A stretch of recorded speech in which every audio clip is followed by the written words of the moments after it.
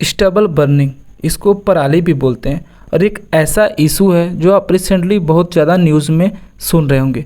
तो आज हम लोग इसी से रिलेटेड बात करेंगे। आज हम दो बातें करेंगे। पहला, ये पूसा बायो डिकम्पोज़र क्या होता है और ये स्टबल बर्निंग क्या होता है। तो इन दोनों के बारे में आइए जानते हैं। सबसे पहले हम लोग इस बारे में बात क्यों करें, देखिए रिसेंटली हुआ क्या है, दिल्ली गवर्नमेंट ने अनाउंस किया है कि वो पूसा बायो डिकम्पोज़र जो है वो फ्री ऑफ कॉस्ट प्रोवाइड करवाएंगे। यहाँ उनके जो फार्मर्स हैं, जो फार्म पे वहाँ किसान खेती कर रहे हैं, उनको प्रोवाइड करवाएंगे ऑलमोस्ट 5000 एकर्स पैडी फील्ड के लिए। और ये देखेंगे पूरा दिल्ली के आसपास जितने भी फार्म्स वगैरह सब जगह ये प्रोवाइड करवाएंगे। और ये होगा क्या इससे, तो बताया जा रहा है कि स्टबल बर्निंग जो पराली जलाना होता है, आप देखेंगे दिल्ली, हरियाणा, पंजाब ये सब में मेन इशूज़ जो अभी देखने को मिल रहा है, तो इसको कंट्रोल होगा। इसको आप देखेंगे इससे बहुत ज़्यादा नुकसान जो है पराली जलाने से जो हमारा एयर पोल्यूशन हो रहा है वो कम होगा। तो सबसे पहले हम समझते हैं कि पूसा बायो डिकम्पोज़र है क्या। तो देखिए पूसा बायो डिकम्पोज़र एक फंजाई बेस्ड लिक्विड सॉल्यूशन है। ये क्या करता है कि जो पराली होता है, आपको पता होगा अगर जब पैडी का हम लोग हार्वेस्ट करते हैं तो उसका फील्ड में जो बच जाता है स्ट्रॉ, तो वो बहुत ज़्यादा हार्ड रहता है, तो उसको क्या करता है ये सॉफ्ट कर देता है। और इस हद तक सॉफ्ट कर देता है कि बहुत ही जल्दी ये फील्ड जो कि आपका खेत है, वहाँ का सॉइल है, उसमें ये मिक्स हो जाता है और मिक्स होने के बाद ईजिली डिकम्पोज हो जाता है। और जब ये डिकम्पोज हो जाएगा तो ये ऐसे कंपोस्ट, ये मैन्योर काम करेगा और ये सॉइल का आप देखेंगे न्यूट्रिएंट्स भी बढ़ाएगा और ये जो पराली जलाने का इशू है ये भी ख़त्म हो जाएगा। ये जो फंजाई बेस्ड लिक्विड है ये सेलुलोज को प्रोड्यूस करता है जो कि स्ट्रॉ को बहुत जल्दी डिकम्पोज करती है। ये डेवलप किया गया है Indian council of agriculture research से। आप देखेंगे पूसा कैंपस के नाम पे इसका नाम दिया गया है। ये जो जितने भी क्रॉप रेसिड्यूज़ है, एनिमल का वेस्ट है या फिर डंग है, सबको ऑर्गेनिक मैन्योर में ये कन्वर्ट करता है। और जब ये कन्वर्ट करता है तो सॉइल के लिए बहुत ज़्यादा बेनिफिशियल होता है। ये बहुत ही इफ़ेक्टिव टेक्नोलॉजी है और बहुत ही कम लागत में आपको मिल जाएगा। अब इसके बहुत सारे फ़ायदे हैं। पहला फ़ायदा सबसे पहले ये होगा कि ये जो है सॉइल की प्रोडक्टिविटी बढ़ा देता है। पहले तो हम लोग इसको सिर्फ यूज इसलिए कर रहे थे कि स्टेबल बर्निंग का इशू को दूर करें, लेकिन ये देखेंगे सॉइल में न्यूट्रिएंट्स भी ऐड कर रहा है, मैन्योर ऐड कर रहा है, तो इस कारण से आप देखेंगे ये एक बहुत ही ज़्यादा फायदेमंद तरीका मेथड हो गया है।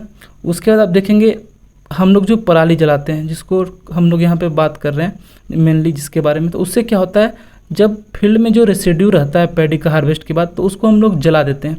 जलाने से क्या होता है उसमें जो बेनिफिशियल बैक्टीरिया या फिर इंसेक्ट जो भी हैं वो भी मर जाते हैं। तो हमारा देखेंगे एक इन्वायरमेंट इम्पैक्ट होता है वहाँ पे। तो यहाँ पे क्या होगा कि वैसा कुछ नहीं होने वाला है। ये बहुत ही ज़्यादा आप देखेंगे इफ़ेक्टिव है और चीपर भी है।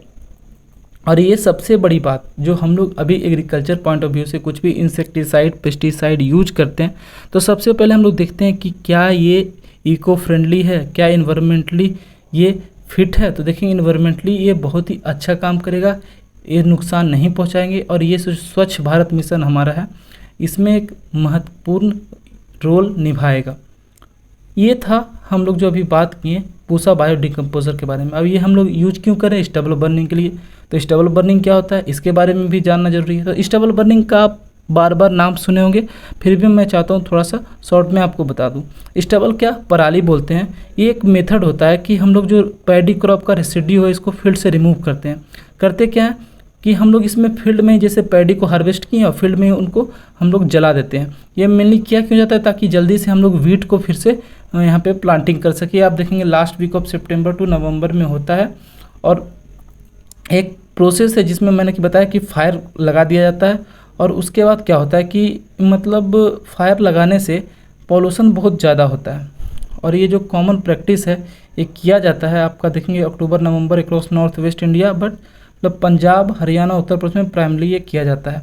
तो हम लोग बोलेंगे सर अगर ठीक है, अगर क्रॉप बच जा रहा है उसको जला दे रहे तो दिक्कत ही क्या है।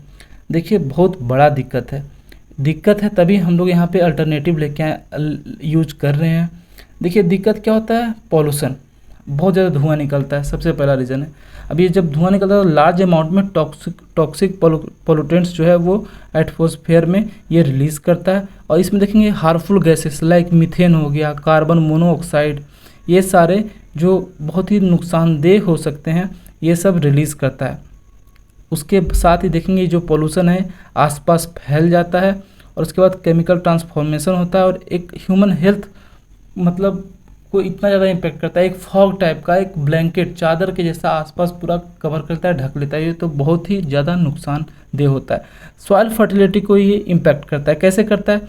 जो न्यूट्रिएंट्स सॉइल में प्रेजेंट हैं या फिर मान लिया जाए कोई इम्पोर्टेंट बैक्टीरिया है, उनको जब जलाएंगे तो आग तो ये देखेगा नहीं कि इसको नहीं जलाना है या उसको ही सिर्फ जलाना है, वो सब कुछ जला के राख कर देता है। तो ये न्यूट्रिएंट भी इम्पैक्ट करता है।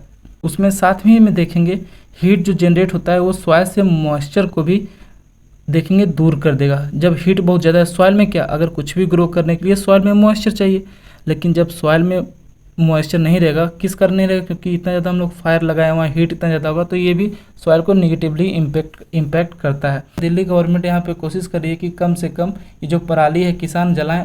अब अल्टरनेटिव इस डबल बर्निंग का है। हम लोग क्या कर सकते हैं? रेसिड्यू मैनेजमेंट कर सकते हैं बाय जीरो टिलर मशीन और यूज ऑफ बायोडिकम्पोजर्स, ये सब कर सकते हैं।